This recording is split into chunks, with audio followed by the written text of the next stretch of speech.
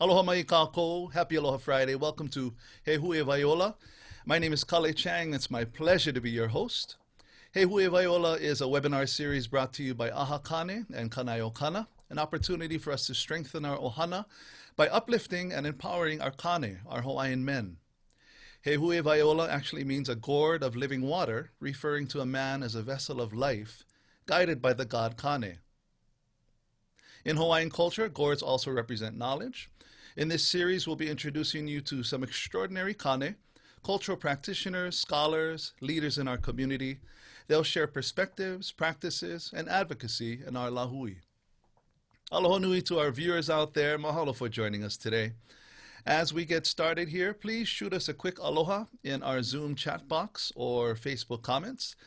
Let us know where you're joining us from. Also, feel free to leave comments or ask questions throughout the show, and we'll do our best to include you in our conversation. All right, welcome to episode 15 of Huewai Ola, honoring our ancestors through our own talents. Let's meet our guest for today.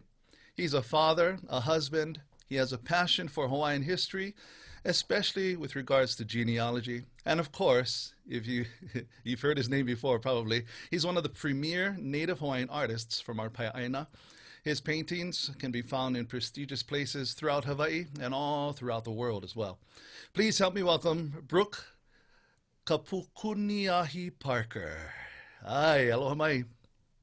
Aloha mai kākau, everyone. Happy Aloha Friday. Hopefully you all having a wonderful day.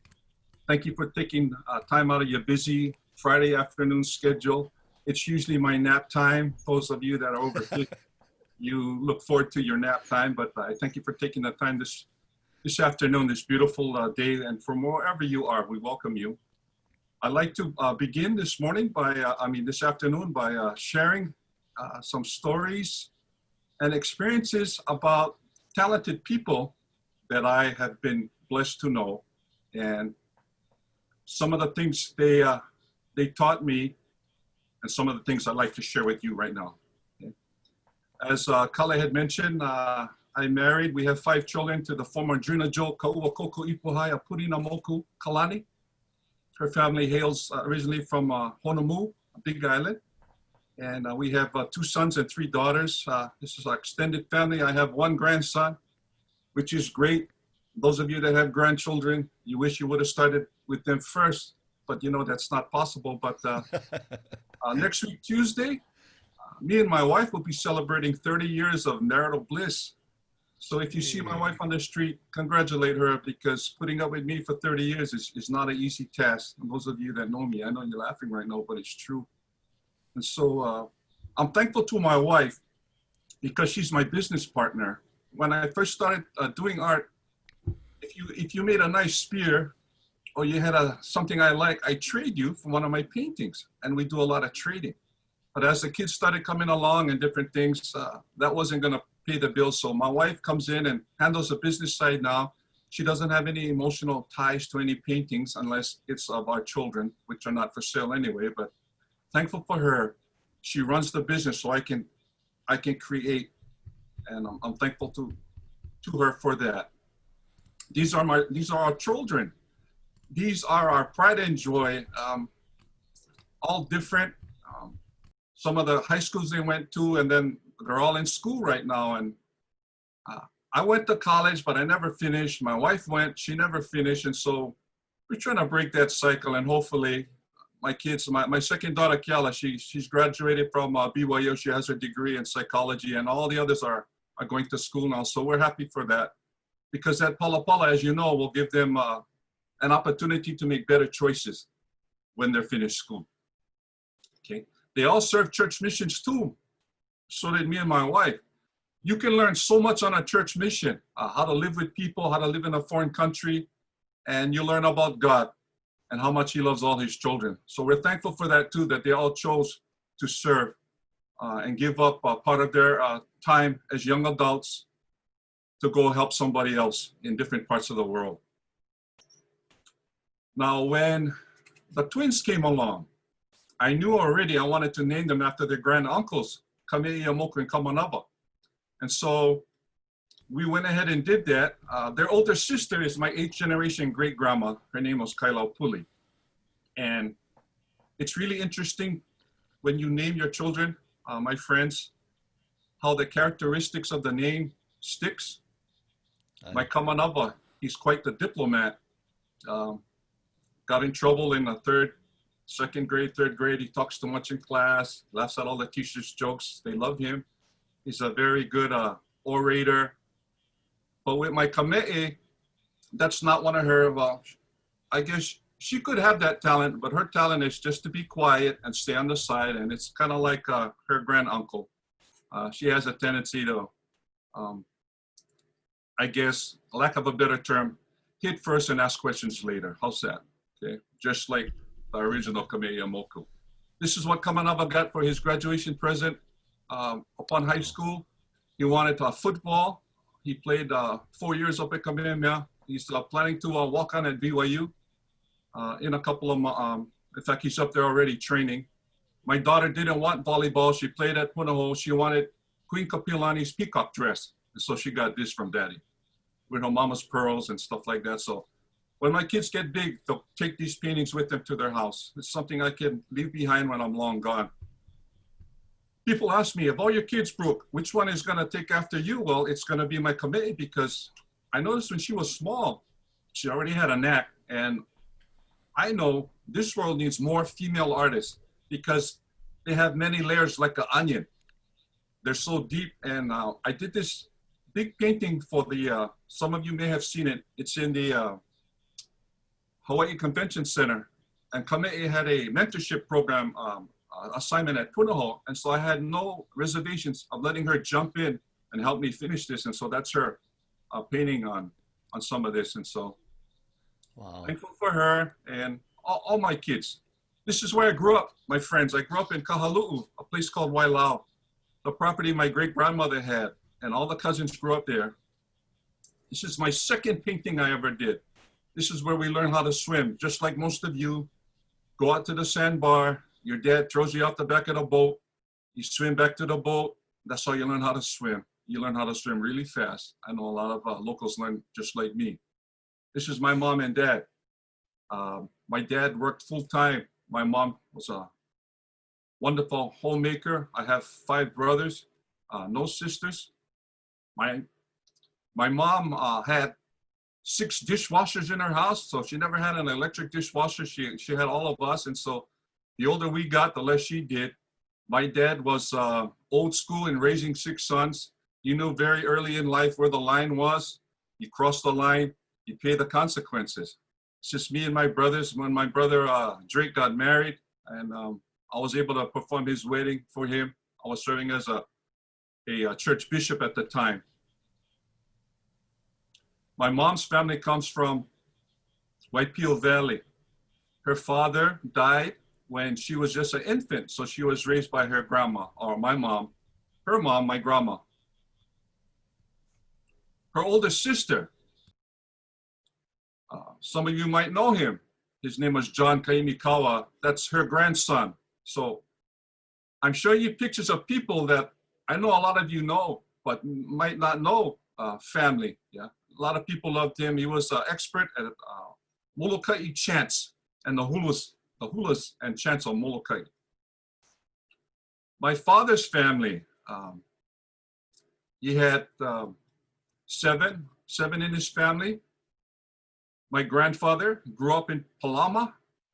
He was a great sportsman. Him and Duke Kahanamoku rode for the Myrtle Boat Club. They were 2-man scull champions for over 10 years. And met my grandma. My grandma was originally from Liliha, but her family comes from Ulupalakua on the island of Maui. My great-grandfather, Robert, grew up on the Parker Ranch. And the royal family used to love to visit Parker Ranch. It was sort of like their Las Vegas at the time, where they could just gamble and have a good time. And he became good buddies with Prince Leleiohoku. And they became fast friends. And so the prince offered him a place on his cabinet and told great-grandfather Robert that when my brother dies, I'm going to be the next king. And so great-grandpa Robert came from the Big Island and he lived with Princess Ruth. at her place along with Prince Leleiohoku. But what happens? The prince gets sick, San Mateo College in California, and he dies at the age of 22 or 23. So great grandpa stuck here, becomes a guard at the palace under King David Kalakaua. They have 18 children together. He marries Sarah Koa Spencer. One of my grandfather's brothers, number 5, Stephen, is Kahuanu Lake's grandfather. My other cousin, Shah Thompson, her great-grandfather or grandfather is number 16, my uncle Waldo Mawaiva. So they had 15 boys and 3 girls. He's also a descendant of John Palmer Parker, the one that started the Parker Ranch in Waimea. So Parker, Spencers, Bells, Stevens, Lindsay's, Purdy's, all family from Waimea. My dad's brother, he was talented in martial arts. They grew up in Kalihi. You saw my dad's picture. They look more haole than Hawaiian. Because of that, they got into a lot of fights. Uncle Edmund started American Kenpo, and he spread it throughout the world. He was influential in getting Bruce Lee his part in the Green Hornet, and also was good friends with Elvis Presley, Chuck Norris, and some of his friends. On a side note, my friends, Uncle Edmund has 4 daughters and 1 son. His daughter, Beth, married Bori Uwali, the first Samoan judge in Hawaii. They had a daughter, Andrea, that just won election. Oh, so wow. That's the connection, yeah. I don't know, the way she's going, she just might be governor one day, so you never know. Yeah. So that's a kind of background or family ties we have. My dad graduated 1953 from Kamehameha schools. After graduation, he joined the Navy. He served in the submarines in the Korean War. When he came home, he worked at HC&D on Middle Street in Kalihi. He always had a passion for art. He's not trained, but he used to draw and paint when I was little. I used to watch him. In the late 60s, early 70s was a wonderful time to be Hawaiian. As some of you were around, that's the Hawaiian Renaissance. And that was a neat time because you had the Hokulea in its embryo. You had stopped the bombing of Koho'olawe. You had the hula halaus. You had the language coming back. You had the Sons of Hawaii, the music, Gabi Pahinui, and all of that. And Uncle Rocky and Auntie Lucia Jensen started what was known as Halinawa, or a group of Hawaiian artists. So as a 5th grade kid, I remember going to their first show down at the ANFAC building and seeing for the first time in my life, Native Hawaiian artists that were doing some heavy, heavy art. I was pretty blown away, and it left a deep impression on me, not knowing that someday I'd be following in their footsteps. Here is some of them. You can see them, Rocky Jensen, Iponihi Pali, and others. This is some of my dad's paintings I grew up with. This is one of my favorite paintings my dad did of Kahikili. Since then, we came across information that Kahikili's kākau, or his tatau, his tattoos, were actually, from an eyewitness account, he had a mohawk and he had rainbows or half circles on the sides of his 2 heads. So he wasn't really black. This was from a captain that wrote it down in his journals that actually met him and talked to him when he was in his late, golden years. So this painting was done in the 70s. This is some of them, some of my father's other works. So I grew up in this environment. My father was well read. So he had a big library at home, history books, church books, Hawaiian books. As long as I put them back, I would be okay. My dad tells me when I was 3 years old, 4 years old, I used to get the grocery bags and draw on that. And I just watched them, Hawaiian style. You don't bother your teacher, you know. And till the day my dad passed, I never remember sitting down and asking him for an art lesson. I just watched him and I used his books.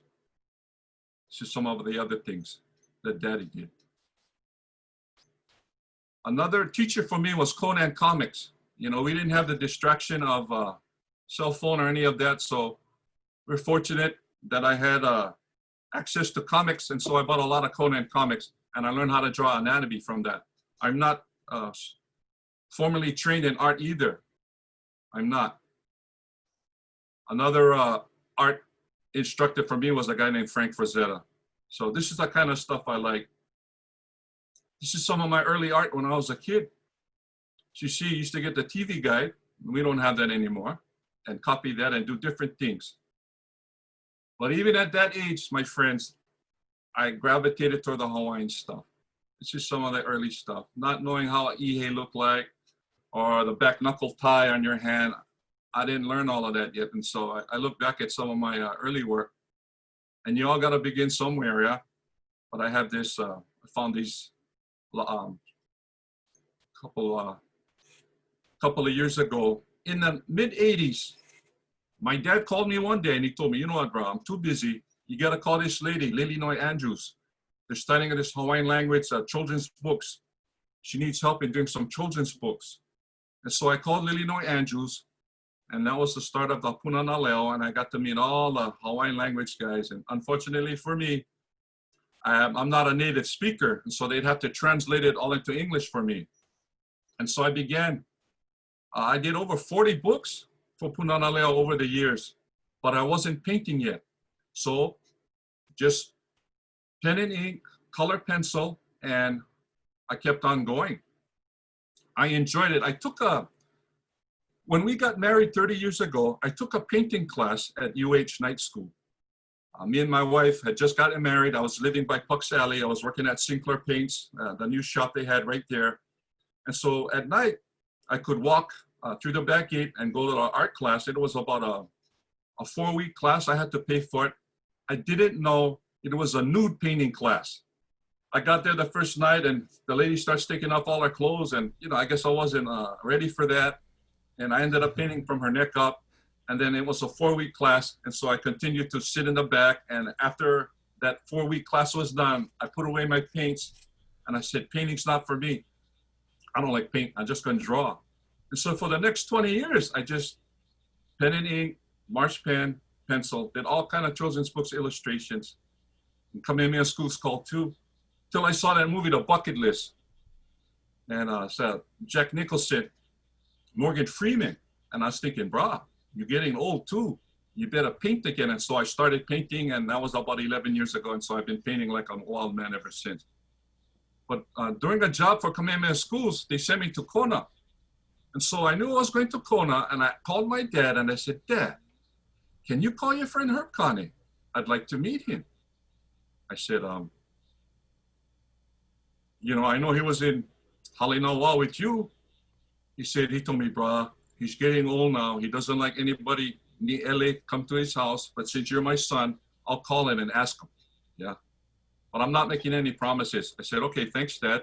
And so what he did was he called his friends, Herb Kane up, and he agreed to see me. So I was really excited. And I said, you know what, bro, when you go over there, just be quiet. Don't take any pictures unless you ask. I said, fine, Dad, I'll be on my best behavior. We get to his place. He's coming down this, as you see in the picture, he's walking toward me. And the first thing I say to him, I go, Mr. Kane, you're tall, huh? He was about 6'4". I was kind of shocked. And he said, yeah, I'm 6'4", Brooke. He says, you're 6'5", huh? I go, yeah, I'm 6'5". He says, but I'm 80 years old. I said, you 80 years old already? He said, yeah.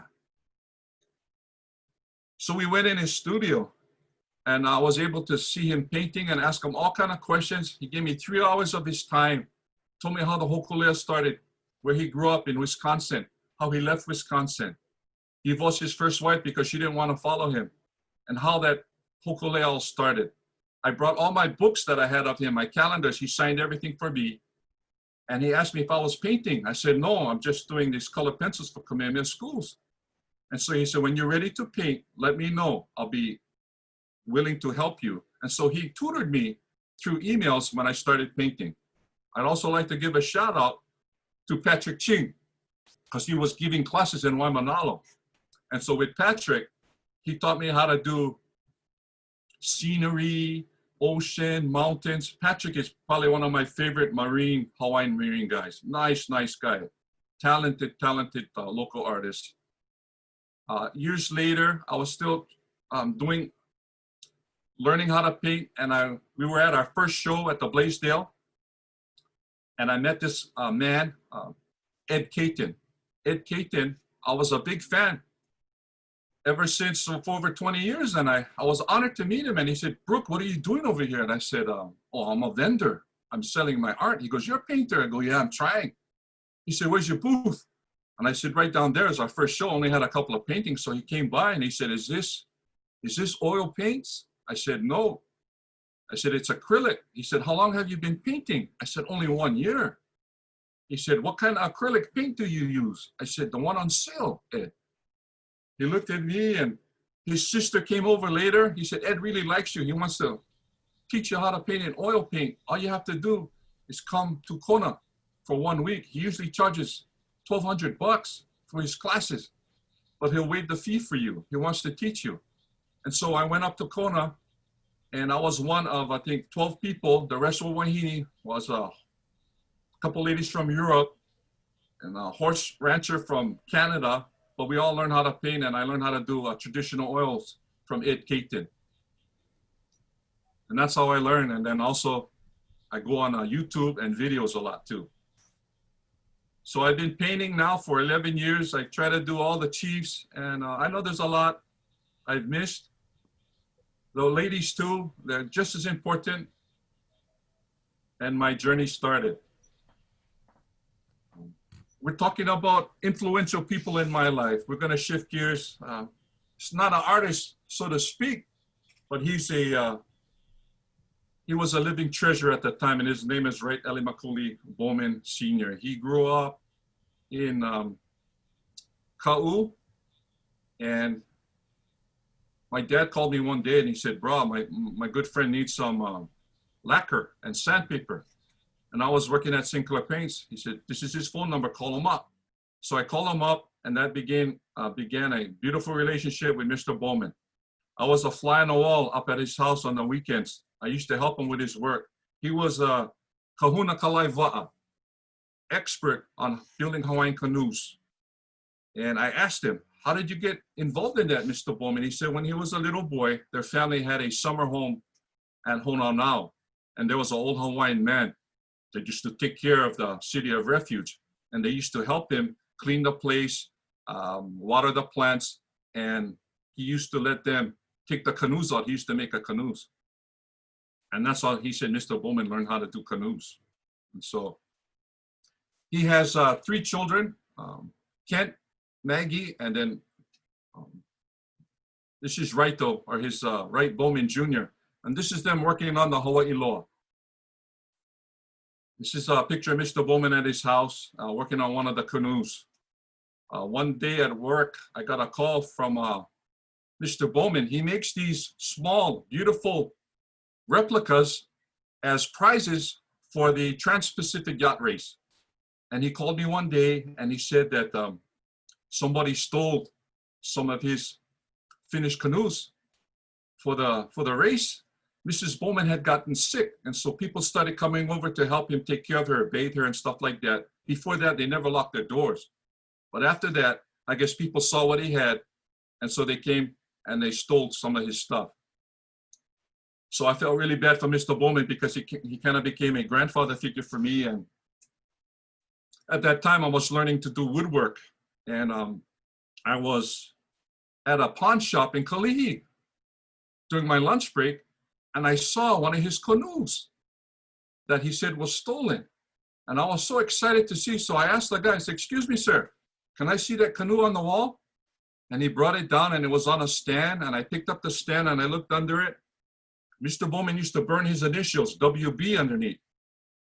And somebody had sanded that all off. And so I asked the guy, the pawn shop guy, I said, sir, I said, how much is this canoe? He said, oh, you can't afford it. I said, throw a number at me, bro. He said, $1,000. I said, did you make it? He says, yeah. How do you think I got this scar on my arm? He showed me his scar. I said, brah, you do beautiful work. And so I go outside his house and I get on the pawn shop. I call Mr. Bowman on the phone right there. I call his shop, I say, hey, Mr. Bowman, you busy? He says, no. He goes, what's up, Brooke? I said, I think I found one of your canoes. He said, really? He goes, yeah. I go, you like me come pick you up? He said, no, Kaili will bring me. Kaili was his hamana at the time, Kaili Chan. 10 minutes, they're down there. We walk back in the pawn shop. The guy's looking at me. I say, excuse me, sir. this is my good friend. We're really interested in your canoe. Can we see it again? He brings it down again. We look at it. Mr. Bowman looks at me. He goes like that. I go, now again, sir. Who made this canoe? You said you did, right?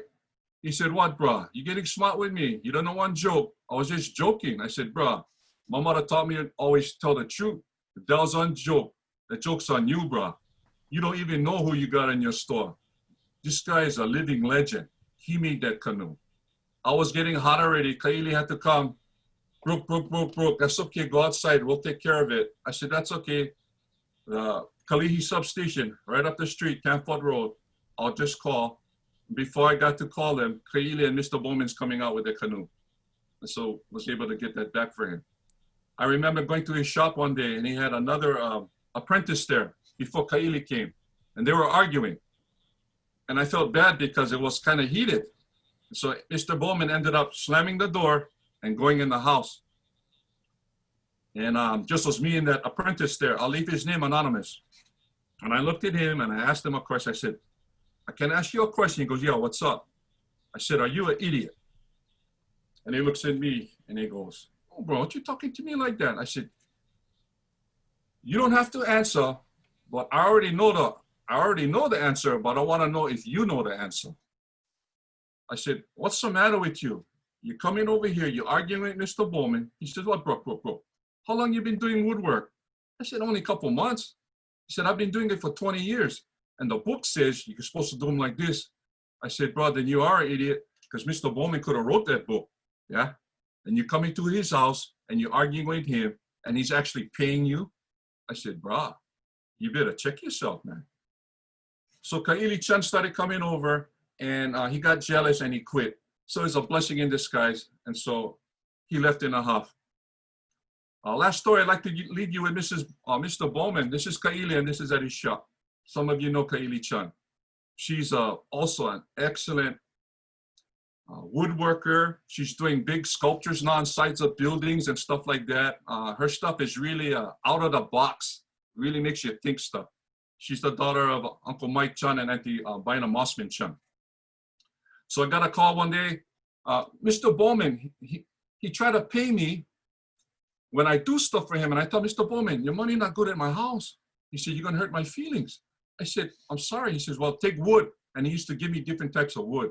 He had the best wood pile in all of Honolulu. His wood pile was amazing.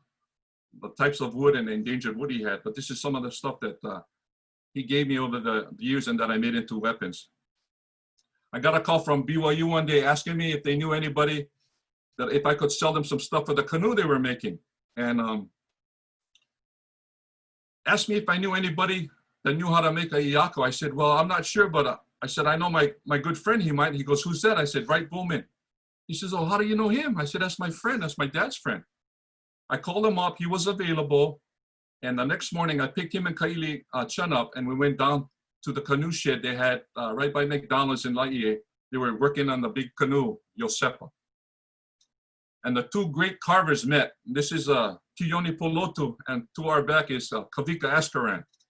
Tioni Polotu is no slouch. He's a living legend himself. He made a 100-foot double hull canoe for the King of Tonga. So the King of Tonga would have been he wanted to be the first one that saw the new millennium in 2000. So the name of the canoe is the Meleuma.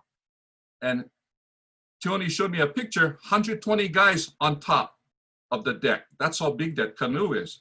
The hulls are 9 feet deep. So they meet, and Mr. Bowman is really, really taken back. He's looking at the canoe, and they get on the top, and Tioni asked Mr. Bowman, we're stuck. We don't know how to make the iakos. Do you know anything about that? Mr. Bowman goes, yeah, a little bit. I made the ones for the hokulea. So this is the hokulea and the iakos. And he told me, it's really easy. All you got to do is this. He said, I tell you what, I'll do a jig at my house, and I'll show you guys how to do it. And then you guys can come when I'm ready. And so he called me. He said, Brook, a couple days. He said, bring your friends. I called my other friend, Umi, Kai. Umi came up too, and he started showing him all his little tricks. He showed him the jig, what he was going to do, and how to do it, and how to bend the wood. And it was amazing because after that first visit, I should mention that After that first visit with Mr. Bowman, before we were walking back to the car, Kavika Askaran grabbed me on the side. He says, "Brooke, how did you know to bring Mr. Bowman today? We're stuck. We got to finish the canoe in 8 weeks. The dignitaries from Utah are coming. We didn't know how to make the yako. I was on the internet all night looking at lamination sites. Then we come here this morning and we find out you bring in Mr. Bowman. How did you know we were stuck?" I said, "Kavika, I didn't know, but God knew. That's why Mr. Bowman's here." And so he showed them how to do it, and they made the 12 yakos in record time. He gave them a copy of the original blueprints of the hokulea, which they have in his hand, and then there's Umi also that day. Uncle Bill Wallace, Kavika Eskaran, and Tuani Polotu finishing the yakos, and canoe was launched on this November 3rd, 2001. All of Laie came out to see it. Mr. Bowman had a place of honor at the launching. His influence upon me and upon many, many others in the community is priceless. I took my kids down to see the canoe after. As I'm coming to the tail end of my sharing today, I wanted to talk again, shifting gears on gifts of inspirations and what's happened to me over the years when I plan to do kupuna. Now, sometimes in the Hawaiian community, I don't speak Hawaiian, and so I don't want to say I feel left out, but I tried taking a Hawaiian class at UH2 night school. It didn't really stick. I made the note cards. I had them all over my house. It just didn't stick. I can understand some words, but I'm not fluent. But when I do have dreams or different things, when the kupuna come visit me, I can understand what they're saying and they can understand what I'm saying. And we don't even say a word. So I know that they're involved in our lives. And this painting I did of Alapa'i, I did after a little research. I know Alapa'i is the kind of guy, if you had an uncle and you go to his house, you better behave because you're going to get cracks. He's that type of guy. No frills, just all business. So I kind of wanted to make him look like that. And I remember doing the portrait of him. I sold the original to his one of his descendants at the Big Island, Jerry Mahi. And I had a G-Clay in my booth in Honolulu a couple of months later. Saturday night, 7:30, I get this guy looking at my painting like that. And it didn't have the name. And I told him, "Brother, you're looking at King Alapa'i." He tells me, "I know." And so I go, "Wow, I wonder how he knows because it doesn't have the name." So he tells me, he says, "You're the artist?" I go, "Yeah." He says, "That guy looks just like my dad and my grandfather. My last name is Alapa'i. How you know that's how we look like?" And that's the first time that happened to me. I was just started painting since 2011. Later on, I see this guy later. He grew his goatee out. Some of you might know him. That's the first time that happened. Another time I was, I saw Cyril Pahinui. We had become friends over the years. And he told me one day, I was preparing to go to Maui for Clifford Naioli's Festival of the Arts. He wanted us to come and share. So I was going to paint in the booth. All the Maui guys, I already did Pi'ilani, Kekauliki, and Kahikili. I wanted to do Kahikili's champion, Kaha Hawaii, but I didn't know how he looked like. And so I saw Cyril one day out of the blue. I don't know where I saw him. And he said this to me. He says, "Brooke, I ever told you the story about my dad?" He said, "You know my dad?" I said, "No, Cyril, I never got to meet him, but thank you and your family for all the music. Your contribution to the lahui and all of that." I said, "Thank you so much. It means so much to me." He said, "Well, when my dad was a little boy, he got hanai. His family had some family pilikia. He was talking about the Massey case. And his granduncle got murdered. And he was the one shot. He's the one buried right across the terminal in Kalihi, the Kamehameha schools. Joseph Kahahawai. They said because of that family pilikia, my dad was hanai to the Pahinui family. Our last name not supposed to be Pahinui. It's supposed to be Kahahawai. And so that was the answer to what I was waiting for. And so I gave Cyril the original. And recently, I got a call from Ilimale McFarlane, her group. They were making a video, and she's related to Kahahawai. She found that out, and that inspired her to do good in the octagon. And also, I wanted to mention Max Holloway. He loves the art too. It inspires him. This is one of the prints I did of niuhi, or warrior, and that's him with his. So art continues to inspire, yeah. And I'm kind of thankful that, you know, bringing back the ancestors help their descendants today share their talents and help take care of their families. Another story I'd like to share is when Kahikili comes to invade Oahu. The king of Oahu is not a good guy. They get rid of him, and then Kahikili puts his nephew in there, Kahahana. He raises Kahahana since Kahahana was small. He gets big. He's made the new king of Oahu. Kahikili says, you know, my nephew, I'm going to miss you. Give me the cool lowlands. That's all I need. And he said, no problem, uncle. Well, long story short, his kahuna nui, Ka'opulupulu, doesn't get along with Kahikili's kahuna nui, Kaleo Pulupulu. That's his younger brother. The brothers don't get along. Ka'opulupulu tells Kahahana, you cannot give him Kuloa, the ivory lands. That's where the whales come to die. You cannot give them all the iwi in Kaneho'olani, in the mountain. You cannot give them that. That's what makes Oahu strong. So Kahikili is disturbed. His kahuna nui starts to plant lies in Kahahana, telling him, bro, you better watch your back. Your kahuna wants to take over. So Kahahana has his kahuna killed. But before that kahuna is killed, Ka'opulupulu, he curses Kahahana and says, you will not have any descendants. Your line will come to an end. So Kahikili, once he finds out that Ka'opulupulu is dead, he sends an exploratory force of 600 guys, and they land at Waikiki. And Kahahana hears that, and he gets a big powwow with all his men, and they decide they're not strong enough. Later on that evening, 8 of the generals in his armies decided to break away and do a commando raid on the 600. So this is my painting of the Oahu, the sons of Oahu, the Oahu 8. And it's the only time in recorded Hawaiian history that we have a story of 8 guys against 600, and they all survived. Now, they never saw the movie 300. They never heard of Sparta, but we have our own version. Yeah, incredible. Later on, when Kahikili comes full force, the Oahu chiefs do fairly well. They kill one of his favorite generals, and Kahikili snaps. He goes berserk, commits genocide. And all these guys die in battle except the guy in the middle. He escapes to Kauai. He changes his last name. And from that time on, the Oahu lines come to an end. Ka'opulupulu's curse comes true. And so I had the original hanging in my booth at the Hawaiian Convention, at the Convention Center. And that's a 4-day event. You got Kanakas from Kauai to Ka'u. They're all over there. 4-day event. On the last day of the event, a Hawaiian guy walks in my booth early in the morning. He's there really early. Nobody's there yet. He walks up to the painting. He goes to the guy in the middle. He goes,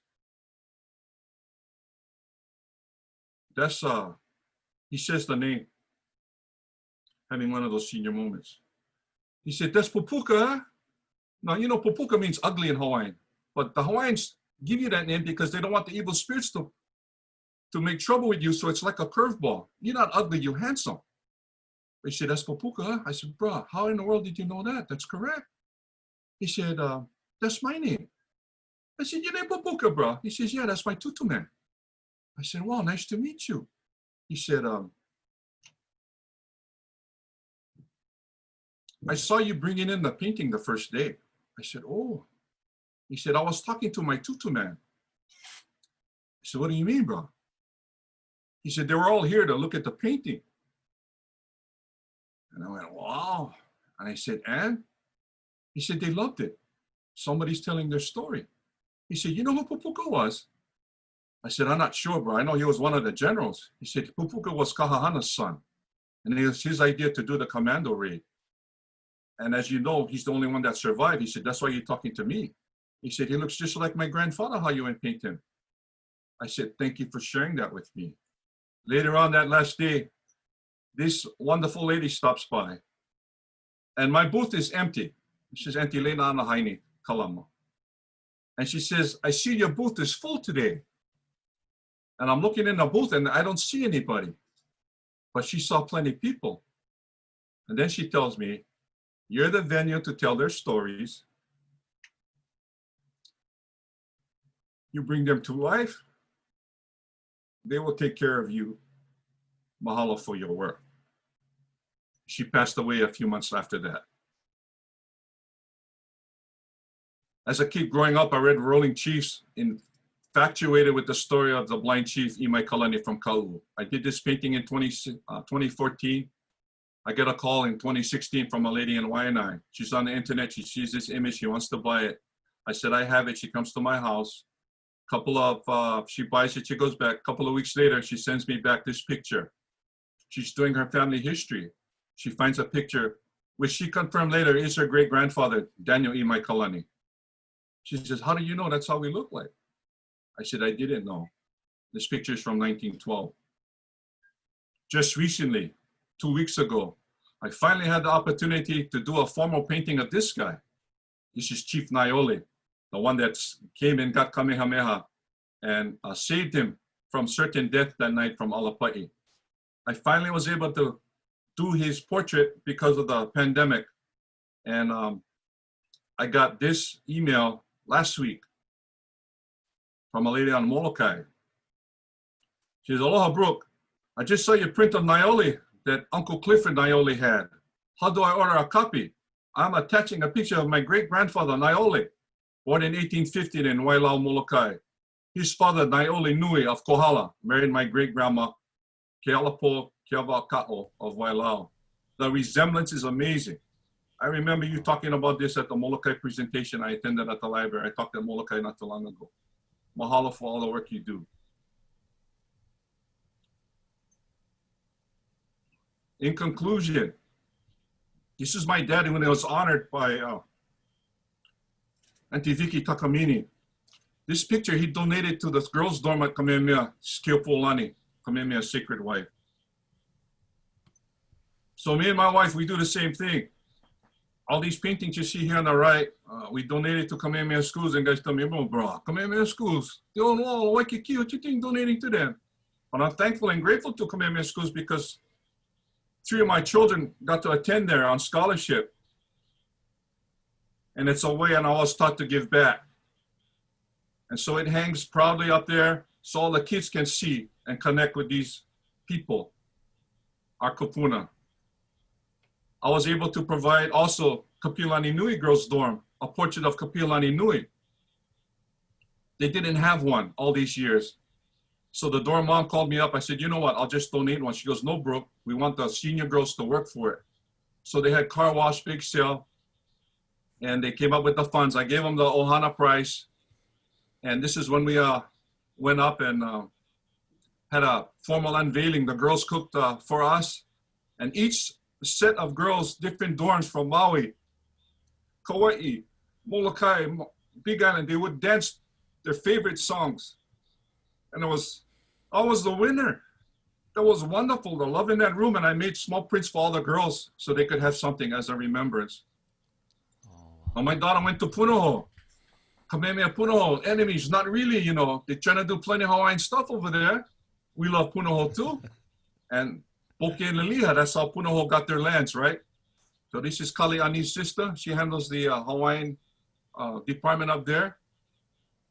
All my buddies at the Hawaii Air National Guard did a brand new building, big print of Kamehameha and his uncles, hang proudly over there. Not too long ago, our Kiwi cousins were kind enough to return Kalani Opu'u's cloak. So this is a contingent that went up. There's Brother Umi again, and you know all those guys in there. I know you guys know. So they had a formal unveiling at the Bishop Museum by invitation only. So March 17, 2016. And this is me hanging out with some heavy hitters. You guys know all the people in there. And I brought a painting of Kalani Opu'u I did because he didn't find a home yet. And we ended up donating it to the museum that day. And it was really neat because at our, they had a special section for all the Ka'u guys. So a lot of my cousins came up. They got to sit right in the front. And right where we were sitting in the front row, those people didn't come. So Kalani Opu'u got a front row to see him returning his cape. And we ended up donating that to the museum. So they have that. Just some of my good friends that always help me when I go to the museum. There's Umi again, Hanale and Kamalo. Been able to share at Mary Monarch. We did posters for them. some of my big paintings that are hanging in hotels. She's the unveiling at the convention center a couple of years ago. Aloha Lani Resort. UH football, Noah and Kavika Borden. The dad is a good friend of mine. They hung this in their locker room. The boys touch the court before they go out. Right after that, they won like 6, 7 in a row. Then the old lineman forgot to block and the quarterback got hurt. But in this picture, I'm a father, a son, grandson, great-grandson. And closing, I'd like to leave us this guy. I saw him up at Nu'uanupali. It's Uncle Mel Kalahiki. He's not doing so well today. And he told me when he was a little boy growing up in Kona, he used to go fishing with his grandfather. And his grandfather taught him, we talk about the kupuna a lot, but those accomplishments belong to them. I get guys come in my booth, they tell me, oh, bro, that's my ancestor, Go right on, bro. He did this, he did this, he did that. I go, right on, bro. He goes, we come from that royal line, bro. I go, wonderful. But what did you do? Yeah. Those accomplishments belong to them. Are you a good husband? You take care of your wife? Are you a good neighbor? Yeah. I don't care how much money you get in the bank, what size your house is, what kind of car you drive. It doesn't matter to me. What kind of person are you? And then they think differently. We talk about the kupuna. Wonderful. But those accomplishments belong to them. So I leave people with this question. I said, what kind of ancestor are you going to be when they talk about you? Now I get guys come in my booth too. They tell me, what, brother, I can ask you one question. I said, yeah, go. He said, how you feel making money off the ancestors? Painting the pictures, you're making all this money, bro. How you feel about that? And I said, well, some people look at it like that, but I look at it like this. If I had a grandson taking care of my grandchildren, by painting my pictures and telling my story, I'd be happy. And why not me? I said, I love them. It's my point of view. It's stories that are not found in a book. I get help. Why not me, bro? What do you do to take care of your family? What do you do? And so I leave that with you, everybody, today as I conclude my my sharing today. What kind of ancestors are we gonna be when they talk about us? Are we gonna have we shared the talents that we have, whether it's musician or just a good listener, an honest person? You have lots of friends. What kind of ancestor are you gonna be? I hope, my friends, that during this pandemic, we can concentrate on those positive things. Yeah, we have to. It's been tough, I know that. 5 months going on 6, it looks like we're not getting any better right now in Hawaii. Unfortunately, I hope all of you voted recently so we can change some of this stuff that we have. People calling the shots upstairs in the square building. But hopefully today, my message is to concentrate on the positive, learn from the negative, and that's Hawaiian style. Share. No strings attached to those that appreciate it, and at the same time, you're honoring your ancestors, because as I shared, when I paint, I feel them. I know they're close by. I know they're happy, that we're not forgetting about them. They're not just a street sign or a name on a building. And they're happy when we're happy, and they're sad when we're sad. And I thank you for your time today. Back to you, Kale. Thank you so much. On behalf of Ahakane, Kanaio Kana, and Huewai Ola, we'd like to give a big mahalo to Brook Parker for sharing so much of your life and a lot of inspiring stories through your personal stories and your artwork, of course. Brilliant work. Thank you so much for taking the time to spend with us this afternoon. I'm going to do a couple of things to end our episode.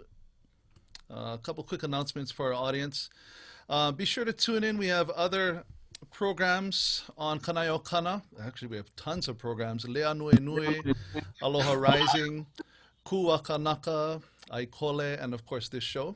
Ahakane is also proud to present 2 new shows for our teens and our kids, our little ones, Aha Opio and Aha Keiki. Be sure to follow us on Facebook and Instagram at Ahakane and at Kanaio Kana. Mahalo nui to our sponsors for making Huewai Ola possible.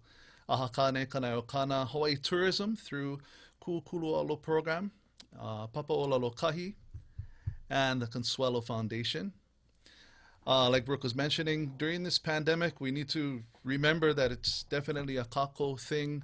Don't ever feel like you're alone out there, especially you kane. There's help for you out there. There's resources.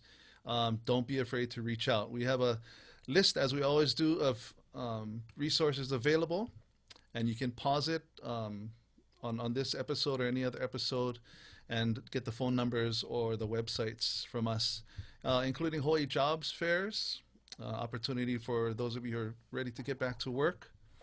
Also, a very important reminder, I think there's still resources for veterans, Ohana, and COVID-19 as well.